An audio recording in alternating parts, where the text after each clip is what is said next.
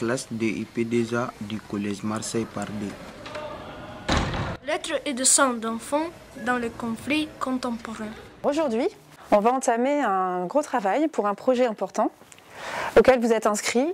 Donc c'est le prix de la Maison d'Isieux. En travaillant sur un événement historique très important dont on a déjà bien parlé, c'est la Seconde Guerre mondiale et le génocide des Juifs et des Tziganes. Je vous ai distribué des documents couleurs.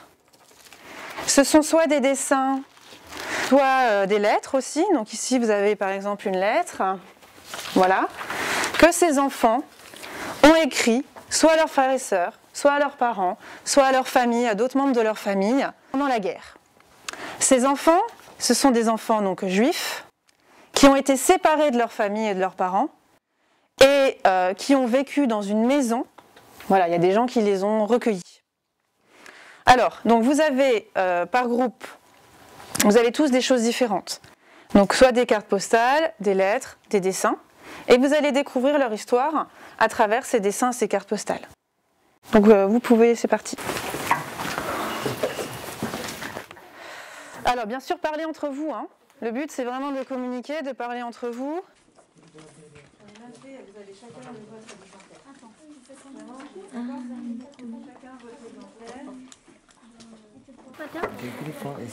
Alors, tu dis ce que tu vois. Oui, d'accord? Qu'est-ce que tu vois là? Une image là. Oui. Une fille. Tu crois que c'est une fille? Un garçon.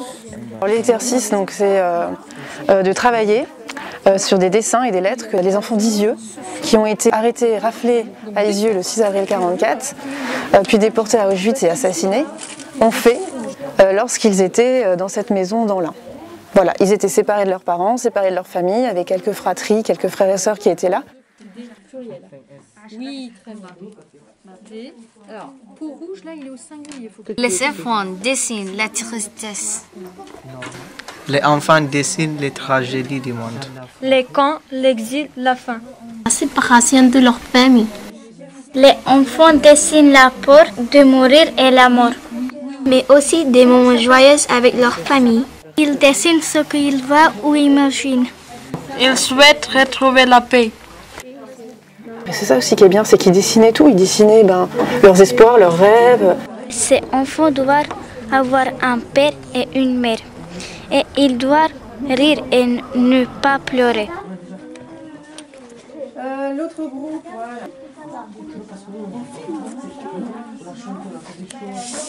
Il y a un groupe qui a travaillé sur vraiment un enfant et la vie de cet enfant. Donc en fait, ça permettait de retracer finalement la vie de tous les autres enfants. Donc ils arrivent à comprendre, rafler, être arrêtés, envoyés à Drancy. Donc ils connaissent le génocide, ils savent comment ça s'est passé. Et puis d'autres, je leur ai juste mis des dessins, oui, de groupes débutants, vraiment pour qu'ils apprennent à dire chaussures, rouge, vert. J'ai pas trouvé d'autres moyens finalement pour les plonger dans cette histoire-là que juste de montrer des dessins tout simples. C'est un petit garçon qui est en train de lire un livre. Et ça les fait vraiment progresser en français et ça leur apprend à devenir citoyens parce qu'en fait ce projet, ça fait partie du parcours citoyen.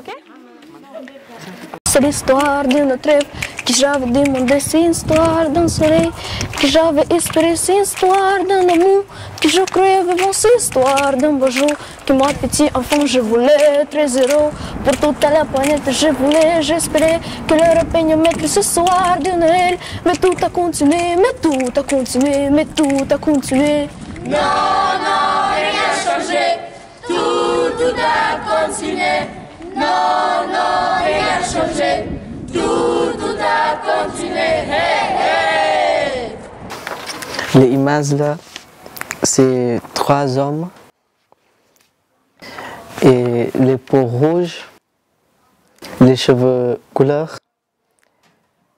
Ils portent des armes, il est dans les forêts.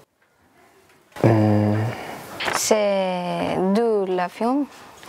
Dans l'image, il y a la femme, l'homme. La femme marche à l'avion et l'homme portant de la sac à l'avion.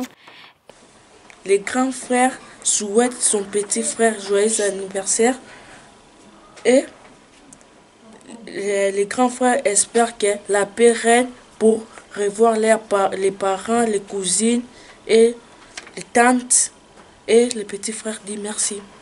Un garçon lit un livre vert. Il y a des chaussures rouges, un col rouge. Il y a assis. Il a donné un dessin pour son frère et un lettre.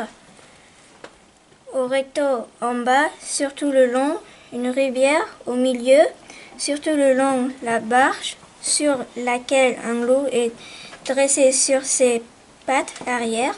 Il se bat avec une quigon qui vole et le pique avec son bec, pourtant accroché à son cou un petit enfant.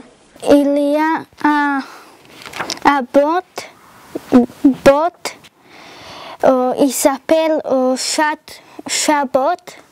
Époutante, bien des gens ont chanté avec une époutante, bien des gens se sont mis à genoux pour prier. Oui, pour prier, oui, pour prier. Mais j'ai vu tous les jours à la télévision, même le soir de Noël, des fils et des canons, je pleurais. Oui, je pleurais. Qui pourra me citer que... Non, non, rien n'a changé. Tout a continué. Non, non, rien n'a changé. Tout a continué.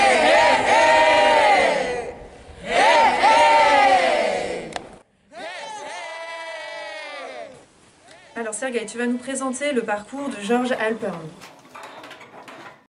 Pourquoi est-ce que cette famille est arrivée en France? Pourquoi elle est venue se réfugier en France? Parce que l'Autriche est rattachée au Troisième Reich. D'accord. Et qu'est-ce qu'il arrivait aux Juifs allemands et autrichiens réfugiés en France dès le début de la guerre? Qu'est-ce qui leur est arrivé? Les Juifs allemands et autrichiens réfugiés en France sont envoyés dans le camp d'internement. Voilà. Quand est-ce que Georges Halpern arrive à Izieu? Le 18 mai 1943. Lors de son séjour, comment il arrive à rester en contact avec ses parents? Ses parents ont écrit les colis et les lettres pour lui. D'accord, donc ils s'envoyaient des lettres et ils recevaient des colis. Très bien. Le 6 avril 1944, c'est une date très importante. Qu'est-ce qui s'est passé? Les enfants et les adultes présents à la colonie sont déportés de Drancy. Alors, avant d'être déportés, ils sont d'abord arrêtés. Donc, ils sont arrêtés le 6 avril 1944. Ils sont envoyés ensuite, comme tu l'as dit, de Drancy à Auschwitz. Et ensuite à Auschwitz. Et qu'est-ce qui arrive à ces enfants à Auschwitz? Ils sont tués. D'accord, ils sont tués. Alors, il y a un homme qui est responsable de cette arrestation. Quel est cet homme responsable de l'arrestation des enfants d'Izieu? C'est Klaus Barbie. Non, non, rien n'a changé. Tout a continué. Non, non, rien n'a changé. Tout a continué.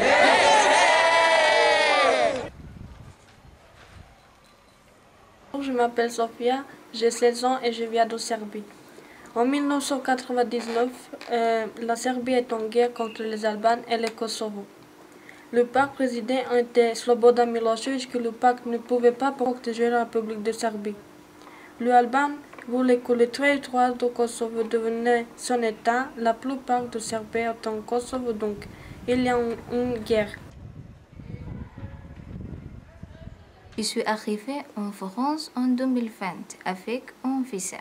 Si je vous dis la raison pour laquelle j'ai quitté mon pays, il y a une guerre civile et une guerre entre le gouvernement et le groupe islamiste Al-Shabaab. Ils ont dit que toute pensée est interdite. Mon père ne peut accepter leur ordre. Il s'est enfui de notre pays après avoir eu peur pour lui et pour sa famille. Moi je pense à la fin, entouré de soldats, moi je pense à la fin, qui demande pourquoi tout le temps, oui tout le temps, oui tout le temps. Je m'appelle Katia. Je m'appelle Ayman. Je m'appelle Amal. Je m'appelle Sergueï. Je m'appelle Riyad. Je m'appelle Marie-Rosa. Je m'appelle Kayobot. Je m'appelle Marwa. Je m'appelle Christian. Je m'appelle Sophia. Je m'appelle Abdrahman. Je m'appelle Angela. Je m'appelle Alessia. Je m'appelle Sewaïdara. Je m'appelle Ibrahim.